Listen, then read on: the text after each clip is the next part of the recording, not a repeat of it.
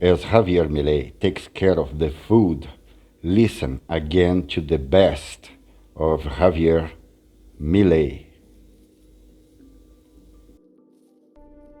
A ver, digamos, ¿por qué nació el liberalismo? Para salir del yugo opresor de los monarcas. Digamos, esta casta que tenemos son como los monarcas y ni siquiera se autoheredan. Son los mismos que estaban en el 2001. No se fue ninguno, estos chorros se quedaron todos. Y hay más, porque además se multiplican, porque tenés que agregar la parentela, sí, porque además tenés que agregar la amante, porque tenés que agregar la familia del amante. He's asking, how did libertarianism or liberalism started? To get rid of monarchy. But now, according to Milei, monarchy is back in the shape of politicians. People in politics, the political class, they pass the power to each other just to keep parasiting the state. And it's even worse because now you have to support the family, the lover's family, the dogs, and everything else.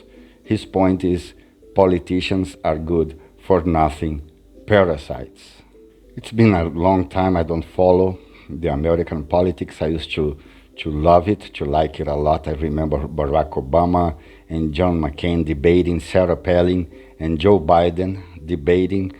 But now I just don't care that much anymore. But I was paying attention to the votes of the Congress that were taking place, to the Speaker of the House or something. That's just unbelievable. That's not going to affect at all the American people. It's just people trying to figure out the best way to keep parasiting the state. How democracy is still going on is beyond me. Sometimes I wonder, the system is really well made, no? For the people in politics, they are really protected. They know how to handle the system. They know how to get the votes. They know how to fool an entire country, a smart, really intelligent country that is the United States. So you see, what hope do we have here in South America when Americans are getting fooled by this whole democracy bullshit?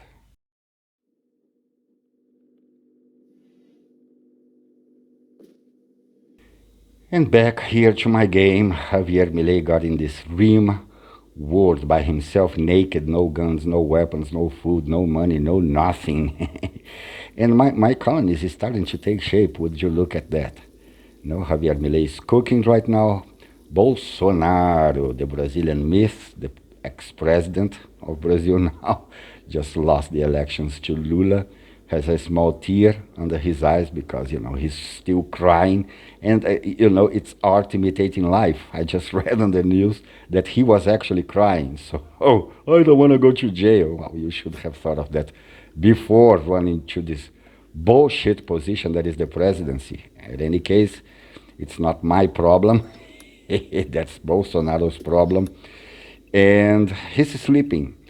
And Lula is also sleeping. The populist, the Brazilian populist, that people think he's a communist. Yeah, right, that man has nothing. That he doesn't have one drop on his blood, communist. You need to be brave to be a communist, and Lula is not brave at all. I have a mission here that I'm not going to accept because I'm going to be an enemy of the purple empire, and the empire is just, although it's a fallen empire, it's still bigger than me, I guess.